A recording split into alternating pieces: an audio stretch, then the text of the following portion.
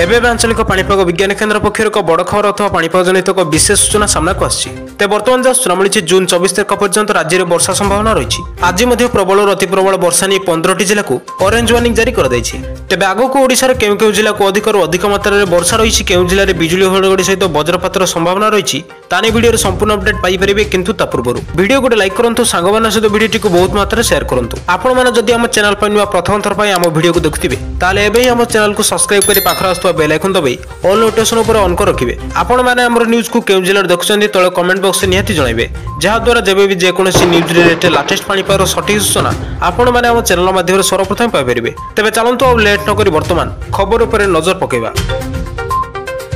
तेबे आज 15टी जिले में प्रबल और अति प्रबल वर्षा नहीं पाणीपाग विभाग पक्षर अलर्ट जारी कर सब जिला मध्य झारसुगुड़ा संबलपुर सुंदरगढ़ केन्दुझर मयूरभंज बरगढ़ अनुगुल देवगढ़ में प्रबल और अति प्रबल वर्षा आशंका रही। अन्य बाकी जिला मानक पाग मेघ रहा सहित गोटे कि 2टी स्थान में वर्षा आशंका रही।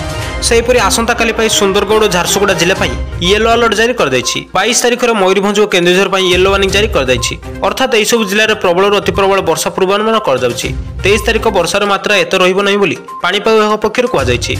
आज मत्स्यजीवी मानक समुद्र भीतर न जावाई बारण कर आसंता काली कौन सतर्कता नहीं। आज पर्यंत राज्य में 173 मिलीमीटर वर्षा रेकर्ड होती।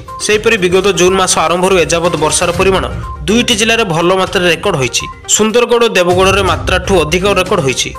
5टी जिला अर्थात ढेंकानाल जयसिंहपुर बौद्ध संबलपुर और सोनपुर जिले में मात्राधिक वर्षा रेकर्ड होती।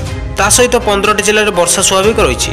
7टी जिला अर्थात बरगढ़ बलांगीर नुआपड़ा बालेश्वर नवरंगपुर कोरापुट और कलाहांडी सर्वनिम्न वर्षा रेकर्ड होती। तेज आज 15टी जिले में प्रबल और अति प्रबल वर्षा नहीं पाणीपाग विभाग पक्षर अलर्ट जारी कर सब जिला मध्य झारसुगुड़ा संबलपुर सुंदरगढ़ केन्दुझर मयूरभंज बरगढ़ अनुगुल देवगढ़ में प्रबल और अति प्रबल वर्षा आशंका रही। अन्य बाकी जिला मानक पाग मेघ रहा सहित गोटे कि 2टी स्थान में वर्षा आशंका रही। सेहीपरि आसंता काली सुंदरगढ़ और झारसुगुड़ा जिला येलो अलर्ट जारी कर 22 तारीख में मयूरभंज और केन्दुझर येलो वार्निंग जारी कर अर्थात यह सब जिले में प्रबल और अति प्रबल वर्षा पूर्वानुमान कर